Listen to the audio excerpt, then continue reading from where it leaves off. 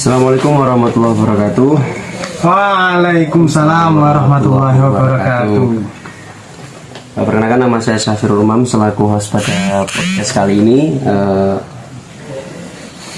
Saya perwakilan dari kelompok 6 itu untuk UTS atau ulangan tengah semester multimedia Al-Quran.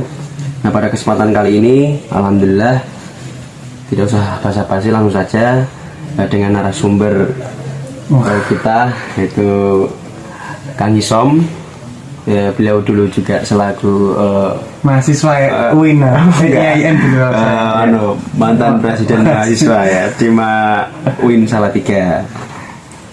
Oke, pada kesempatan kali ini kelompok kami akan membahas terkait Quranic Parenting. Jadi bagaimana peran-peran orang tua serta bagaimana seharusnya kedua orang tua itu mendidik anak melalui ajaran Nabi Muhammad SAW lewat Al-Quran ataupun sesuatu yang diajarkan oleh Nabi. Jadi langsung saja Kang Hisom. Ini dari kelompok kami ada beberapa pertanyaan yang mungkin nanti bisa menjadi bahan diskusi. Oke, kita berdiskusi aja konsepnya Mas. Ini karena jenengan dari IAT, saya bukan apalah Mas. Enggak sama sekali. Ini juga menyangkut terkait pendidikan anak. Jadi yang pertama itu menurut Kang Hisom sendiri sebagai narasumber di sini, bagaimana cara mendidik anak menurut Islam sesuai ajaran Nabi dan Al-Quran? Wah, temanya sangat berat sebenarnya Mas. Makna pendidikan pun di kita di Indonesia itu dimaknai memang berbeda ya. Sebenarnya pendidikan, pengajaran itu dua ranah yang berbeda. Kita bahas secara arti dulu ya Mas. Ya, siap. Kalau pendidikan itu sudah tentu juga termasuk pengajaran. Kalau pengajaran belum tentu termasuk pendidikan. Contohnya pengajaran itu gimana? At-ta'lim kalau bahasa Arabnya. Dan pendidikan at-tarbiyah. At-tarbiyah wa ta'lim hunakal farq, perbedaan. At-tarbiyah itu dimulai sejak mundu sibyan, kalau kata Imam Ghazali. Mundu sibyan artinya semenjak bayi yang diajarkan oleh orang tua itu adalah pendidikan hingga besar. Ketika pengajaran, nah itu lebih dimaknai kepada teori-teori yang diberikan di suatu majelis atau di kelas gitu. Nah, di sini saya ambilkan nih Mas, ada makna pendidikan dalam UU nomor 2 tahun 1989. Usaha sadar untuk menyiapkan peserta didik melalui kegiatan bimbingan, pengajaran, latihan dan perannya di masa yang akan datang. Artinya di sini pendidikan adalah dimaknai pengajaran dalam kelas, seperti itu ya. Jadi arti pertama memang sudah beda at-tarbiyah wa ta'lim. Nah, sedangkan kita ini Mas Umam, ya, di ranah kita di Islam ya, di agama kita Islam, apalagi kita termasuk mungkin dalam golongan ahlu sunnah wal jamaah. Amin, amin, amin. Pendidikan terbaik menurut Islam itu adalah dengan merujuk kepada akhlak yang dicontohkan oleh Rasulullah Shallallahu Alaihi Wasallam. Nah, ketika kita sering membaca itu kan, laqad kana lakum fi Rasulillahi uswatun hasanah. Telah ada di dalam diri Rasulullah itu adalah sebuah uswah hasanah. Artinya apa? Sebuah contoh bagi kita dalam berperilaku kan gitu. Hanya simpel, hanya kita memandang apa yang dilaksanakan oleh Rasulullah itu, kita sudah termasuk mendidik atau menjadi orang yang terdidik dengan benar gitu. Tinggal bagaimana nanti orang tua mengarahkan anak-anaknya supaya berperilaku ya uswah hasanahnya seperti Rasulullah gitu. Kira-kira nih Mas, malah saya yang tanya ini ya. Kira-kira bayangkan, coba di zaman sekarang ini pendidikan yang diajarkan oleh Rasulullah, uswah hasanah Rasulullah itu, para anak-anak sekarang itu mencontohnya bagaimana? Kan setiap zaman itu perubahannya berbeda-beda. Nah itu Mas menanggapinya gimana? Kok saya rasa semakin kesini itu dekadensi moral, dekadensi akhlak itu sangat hampir benar-benar memang terjadi beneran, dan malah lebih marak gitu Mas. Itu gimana ya? Kira-kira saya tanya dulu ini. Iya. Kalau pribadi saya sendiri melihat kejadian seperti itu ya, kalau pribadi saya sendiri ya, misalnya saya belum bisa menilai apa dampak kedepannya. Cuman kalau dilihat dari realitas sekarang yang terjadi baik di lingkungan anak-anak atau bianya anak-anak itu, memang kecenderungan sekarang kan lewat multimedia atau sekarang ini zaman-zaman multiverse. Jadi mungkin ya Ini yang menjadi pertanyaan saya kan, ini zaman yang nantinya akan menuju zaman serba digital. Serba digitalan gitu ya Mas. Terus peranan orang tua yang penting nanti caranya untuk mendidik anak sesuai ajaran Nabi dan Al-Quran itu seperti apa gitu. Ini yang nanti akan menjadi pertanyaan besar bagi mungkin teman-teman yang sedang melihat video ini. Oke, jadi gini Mas, kalau kita membahas ini memang sangat tema sangat global. Tapi kita akan ambil lewat perspektif Pancajiwa. Dulu saya diajarkan Pancajiwa di pondok saya Mas. Itu apa saja sih Pancajiwanya? Nah, ini Mas, pertama ada keikhlasan. Keikhlasan. Yang kedua, saya bukakan di visi misi pondok saya dulu ya Mas. Ada kesadaran. Keikhlasan al-ikhlas. Kesadaran al-wa'yu. Terus yang ketiga ada kesederhanaan. Ada kesederhanaan. Terus yang keempat ada keteladanan. Keteladanan. Artinya pendidikan dengan keteladanan itu ya nanti akan kita jelaskan. Yang keempat dulu nih Mas. Yang kelima ya. Yang kelima ada kasih sayang. Nah, ini kita ambil dari 5 skup ini aja Mas. Nah, pertama kita menuju ini ada apa tadi? Keikhlasan. Nah, dikatakan an Abi Hurairah qala Rasulullah sallallahu alaihi wasallam, innallaha la yanzuru ila suwarikum wa amwalikum walakin yanzuru ila qulubikum wa a'malikum. Kira-kira sesungguhnya, artinya kira-kira sesungguhnya pangeran itu melihat kita tidak dari baju kita, tidak dari bagaimana kita berpenampilan. Itu kan menjadi sebuah problem ketika orang tua itu terus membuang anaknya, berarti dia tidak ikhlas dengan keadaannya, dia tidak ikhlas akan dengan mendidik anaknya gitu kan. Nah, sebuah problem. Nah, artinya apa? Sebelum kita menjadi orang tua, memang kita harus siap terlebih dahulu akan konsekuensi dan harus ikhlas apa yang akan terjadi. Nah, seperti yang dalam apa namanya Mas, ridho bima ridho bisyai ridho bima yatawala minhu. Artinya bima yatawala minhu. Ketika kita siap melaksanakan sesuatu apapun, kita harus siap menanggung resikonya apa. Tidak siap menikah, artinya kita juga siap mendidik anak dan sak piturute. Ngupeni dan itu nilai keikhlasannya Mas, dari sudut keikhlasan. Sudut keikhlasan kan tadi ada 5 skup itu kan. Iya. Pertama keikhlasan, terus selanjutnya keteladanan ya. Yang kesandelnya itu bukan keteladanan, melainkan adalah ini harusnya memang urut Mas. Yang kedua kesadaran. Kesadaran. Ikhlas, terus akhirnya sadar. Artinya dari hati keluar diaplikasikan menjadi sebuah kesadaran. Oh, setelah ikhlas ini kita ada kesadaran. Kesadaran apa? Kesadaran dari hati yang ikhlas tadi bahwa kita, oh iya, ini anakku butuh dididik, ini anakku butuh diobani. Ya. Sebenarnya saya kalau mengartikan arti mendidik itu ya Mas, masing-masing anak sudah punya potensi karakter, nanti dia mau jadi apa, nanti dia punya bakat apa sudah. Tapi tinggal kita menuntun potensi yang ada pada anak ini untuk dijadikan karakter atau jati diri pada anak tersebut. Artinya apa? Setiap manusia kan amanah untuk menjadi khalifah fil ard itu tetap ada. Tapi ada juga nanti apa namanya bakat-bakat atau kecenderungan diri lah. Artinya saya minatnya seorang anak itu di mana dan itu yang harus dituntut. Tapi yang wajib adalah kita mengajarkan akhlak, karena sejatinya pendidikan adalah untuk memanusiakan manusia ya kita ya. Hablum minan nasnya kan kita pakai gitu juga gitu kan. Ya, kesadaran mendidik dengan kesadaran artinya ya sadar bahwa memang menjadi orang tua harus melaksanakan apa yang sudah menjadi kewajibannya. Ya. Terus apa lagi Mas? Ada yang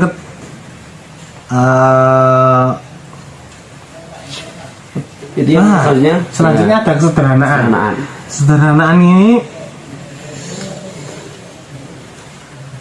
Kesederhanaan itu artinya mendidik dengan kesederhanaan. Artinya saya membaca artikel begini Mas, ketika anak diajarkan, dididik, dikekang, itu akan menjadikan anak tersebut mempunyai mental yang lemah.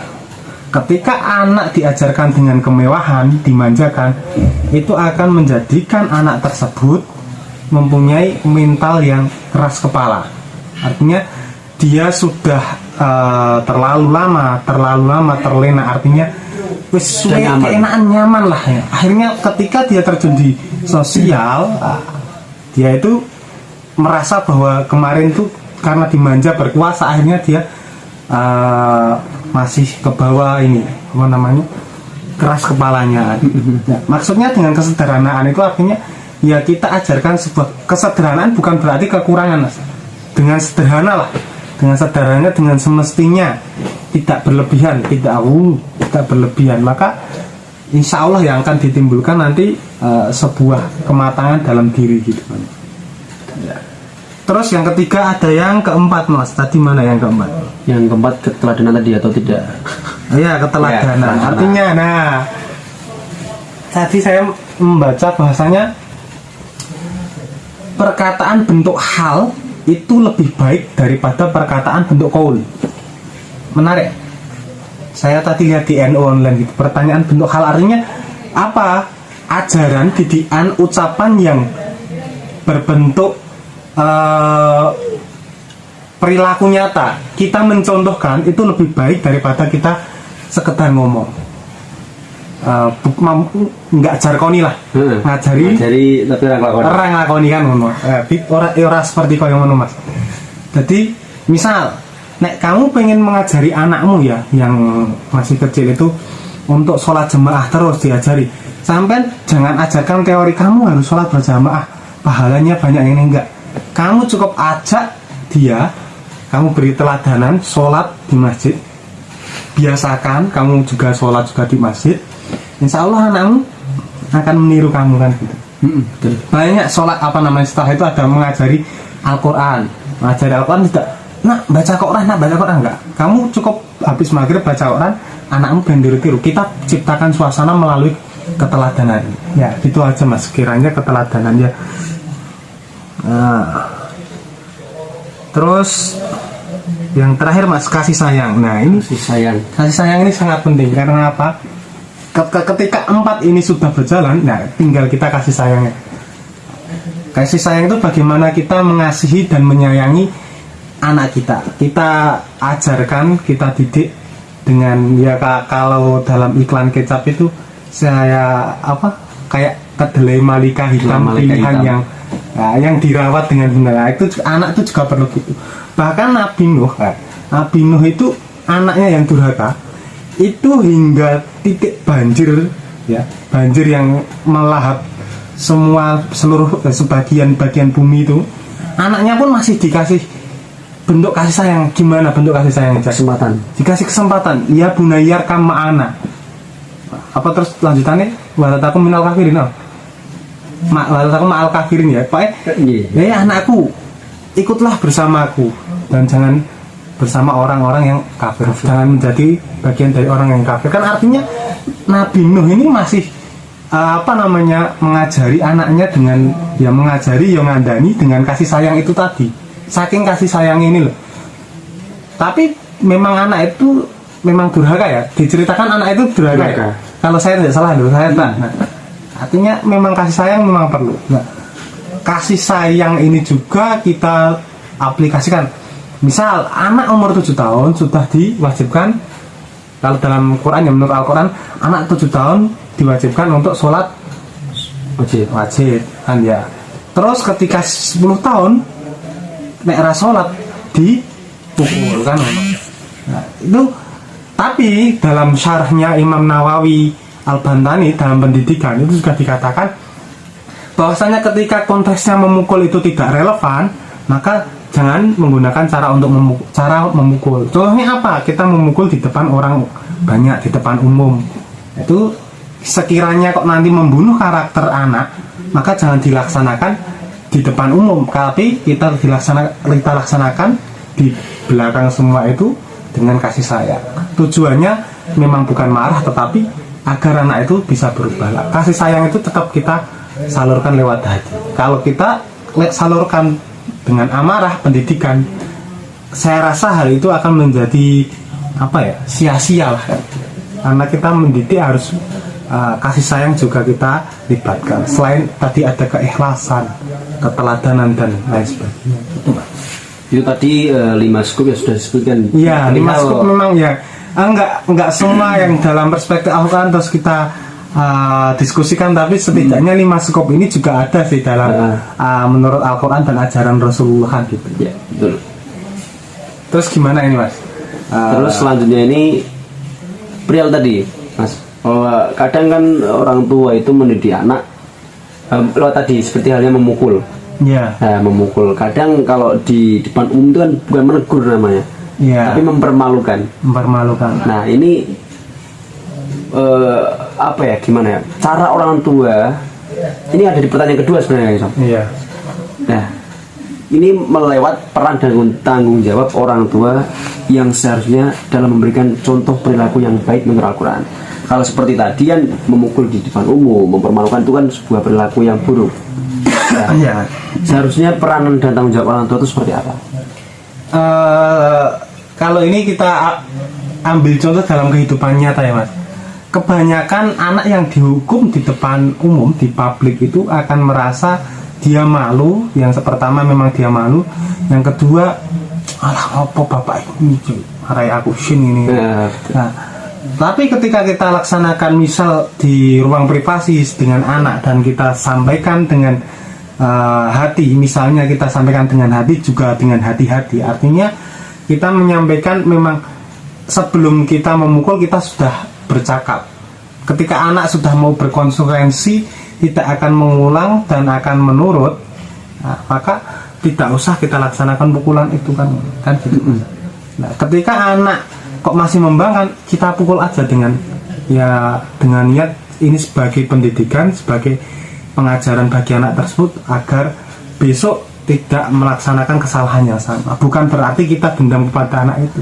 Nah, di akhir kalau kita sudah memukul, kita beritahu kenapa dia dipukul, kenapa kok dia sampai dipukul, dan bagaimana supaya dia tidak dipukul, jangan diulang lagi kan gitu. Nah, itu akan berbeda tentunya dengan memukul di depan anak tersebut kan gitu. Tapi kebanyakan ya Mas, kalau kayak saya percaya sih kalau teman-teman santri itu kalau sudah belajar tarbiyatul aulad, insya Allah mendidik anak top Mas. Nah, tapi ya sesuai dengan SOP yang ada, tarbiyatul aulad itu dia kan berani wani gawe anak, berarti wani tanggung jawab setelah mendidik anaknya kan gitu kan. Nah, santri-santri tak kira, tapi nggak tahu nih Mas, kan kasusnya sekarang banyak yang nikah muda gitu ya. Nikah muda, kenapa nikah muda? Untuk menghindari maksiat gitu. Terus nak nikah berarti semua maksiat terhindar gitu, paling orang kan setengah ya. Tapi memang perlu ini sih garis bawahi sih, dalam artian memang kalau hanya untuk menghindari terus nanti kamu punya anak itu kamu siap mendidik, kamu arahkan kemana, istrimu juga tanggung jawabmu, kamu mau arahkan kemana gitu. Betul itu juga problem. Makanya kita memang perlu banyak literatur, kita perlu membaca isi mendidik anak, kita belajar alhamdulillah kita di pondok sini ya diajarkan tarbiyatul aulad, gimana kita mendidik anak, diajarkan apalagi yang tentang pendidikan kepada anak. Ya gitu Mas Umar.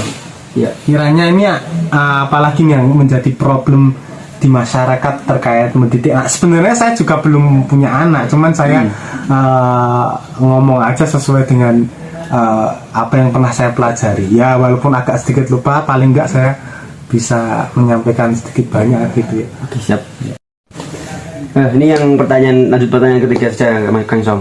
Ya. Jadi pertanyaan ketiga itu, bagaimana sih kok pendidikan Al-Quran ini menjadi suatu hal yang penting bagi seluruh orang tua khususnya yang mempunyai anak? Ini kenapa harus sesuai Al-Quran dan sesuai apa yang diajarkan Nabi?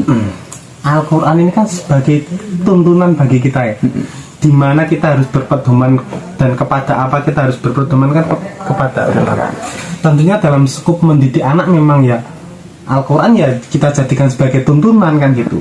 Nah, memang kita memang kita perlu ketahui bersama ya, faktor utama anak jatuh ke dalam jurang dekadensi moral, jurang kejahatan itu berasal dari keluarga yang memang rapuh dimensi dalam keakhlakannya. Maksudnya rapuh akhlaknya itu. Nah, dari mana kita belajar akhlak sesungguhnya sih? Ya di ruang-ruang kita beragama ini ya, di Islam ini tentunya di Al-Quran diajarkan untuk berakhlak. Nah, makanya kena wong tuane wis akhlak les ya, ibaratnya akhlak les kalau kita orang milenial bilang. Kurang akhlaknya mendidik anak ya akan mempengaruhi kehidupannya dengan sesuai akhlaknya yang kurang baik. Sebenarnya saya juga sendiri tidak menjudge, tidak bisa memberi penilaian orang itu akhlaknya baik atau tidak kan gitu. Nah karena apa? Innallaha la yanzuru ila apa tadi? Suwarikum Majusi. bukan yang tentunya bisa Allah tidak melihat dari kita berpenampilan, tapi melihat dari hati kan gitu. Siapa tahu di balik itu hatinya itu masih ada cahaya, dan dari cahaya hati tersebut, cahaya hati ibaratnya apa ya? Domir terkecilnya itu yang berkata kebaikan itu bisa teraplikasikannya di sisi lain selain di sisi kacamatamu gitu kan. Kalau kamu melihat saya buruk dan menganggap itu memang sebuah perspektif bahwa saya buruk, kamu jangan salah dulu. Siapa tahu di lain sisi pandanganmu saya tidak begitu kan gitu. Makanya memang perlu yang pertama pijakan akhlak bagi orang tua. Dengan begitu generasi berakhlak mulia sudah seharusnya dimulai. Dimulai dari mana? Dimulai dari akhlaknya orang tua. Makanya orang tua perlu penting belajar akhlak, belajar agama kan gitu. Tujuannya kita beragama adalah berakhlak kan gitu. Ya enggak sih? Berakhlak. Ada namanya ini nama buistu ya, lewat Rasulullah, nama buistu liutami makarimal akhlak kan gitu. Nanti ada bagaimana kita habluminan nas habluminan alam, artinya kan aturan-aturan itu yang menjadikan kita berakhlak kan gitu. Dan kita ajarkan kepada anak-anak kita sesuai dengan nilai akhlak yang ada pada tuntunan Al-Quran serta Rasulullah SAW kan. Makanya penting kan gitu. Kita lihat saja Mas, kita awang-awang saja ya, benar atau tidak sih orang yang mempunyai kirane mempunyai pemahaman agama yang baik dan mampu teraplikasikan dengan baik, pasti cara mendidik anaknya juga baik. Pasti cara mendidik anaknya juga dengan benar. Ketika orang tidak mempunyai pemahaman agama yang benar dan teraplikasikan dengan benar pula, biasanya tidak semua sih, biasanya saya juga hanya mengawang-awang, maaf kalau menyinggung siapapun kan gitu, biasanya mendidik anaknya juga kurang gitu. Contoh misal punya anak usia 5 tahun 6 tahun, orang tuanya ngaji, orang tuanya tidak memberi contoh yang baik ya, bar maghrib orang baca Quran, bisa. Setelah maghrib aja tidak diajarkan untuk mengaji. Setelah isya harusnya waktu untuk belajar, meningkatkan kapasitas anak, tidak diajari belajar, malah bapaknya main catur lah, pergi, ibunya juga main HP sendiri, main TikTok dan sebagainya. Dan sibuk sendiri, anaknya akhirnya terlantar, anaknya akhirnya berselancar di media sosial sendiri, dan akhirnya terpengaruh dari media sosial. Itu kan juga bisa faktor-faktor karena orang tua tidak benar-benar menjaga dalam mendidik anaknya itu. Akhlak-akhlak ini seharusnya ditularkan, akhlak-akhlak yang baik. Misalnya habis isya ditemanin belajar, nanti disisipkan nilai-nilai moral-moral yang harusnya ditanamkan pada anak usia segitu. Misalnya usia anak SD ini diajari jujur, dilatih jujur dan sebagainya. Nah, akhirnya kan nanti ajaran-ajaran yang dibawa dari kecil nanti akan menjadi sebuah karakter di masa depannya. Harusnya dia akan menjadi orang yang berintegritas. Apa sih integritas? Orang yang menjalankan kehidupan sesuai dengan apa yang diomongkan melalui dalam skup ini, apa yang dia anut sesuai SOP dari Allah. Orang yang berintegritas gitu sudah mencakup semua itu, insya Allah. Gitu Mas Umam. Jadi ya penting sih ya. Penting. Ya, penting untuk selanjutnya dengan kaji sendiri. Siap. Mungkin teman-teman bisa simpulkan sendiri bahwasanya memang beberapa moderatornya malas nyimpulkan. Oke. Jadi bisa teman-teman simpulkan bahwa sendiri ya. Saya kira teman-teman lebih paham terkait kesimpulan yang bisa kita ambil dari penjelasan dari narsum pada malam hari ini. Jelas bahwasanya Al-Quran itu sangat penting sebagai pendidikan akhlak, pendidikan tadi juga disebutkan bahwa pendidikan pengajaran itu dua hal yang berbeda. Memang pengaruh Mas ya. Nanti loh yang tadi ayat yang kulul mauludin yuladu ala fitrah fa abawahu iwahidanihi au apa imajisanihi. Orang tuanya itu yang akan mengajarkan anak itu dilahirkan ya wis kosong sesuai dengan fitrahnya. Nanti tinggal orang tua mendidik, membawa anaknya itu ke dalam agama Islam, Majusi atau Yahudi, dan akan dibawa menjadi seorang yang seperti apa, dididik jadi guru apa, nanti dibawa untuk menjadi seorang pencoba. Nah sebagainya kan itu urusan orang tua pendidikan itu. Nah, itu belum masuk pengajaran. Kalau pengajaran biasanya anak diajarkan di bangku-bangku sekolah ya, ini ya pendidikan dari kecil. Siap. Gitu Mas. Oke. Teman-teman bisa sebutkan sendiri lagi bagaimana? Sebenarnya ini cuma apa ya? Bagaimana? Sedikit lah. Oke. Sudah ada apa namanya poin-poin yang teman-teman bisa ambil dari podcast pada malam hari ini. Agak membingungkan ya. Gak apa-apa.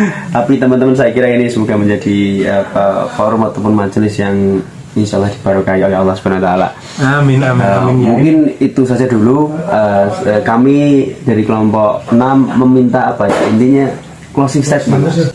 Oke, ini ada closing statement dari Kang Som untuk podcast pada malam hari ini. Silakan Kang Som.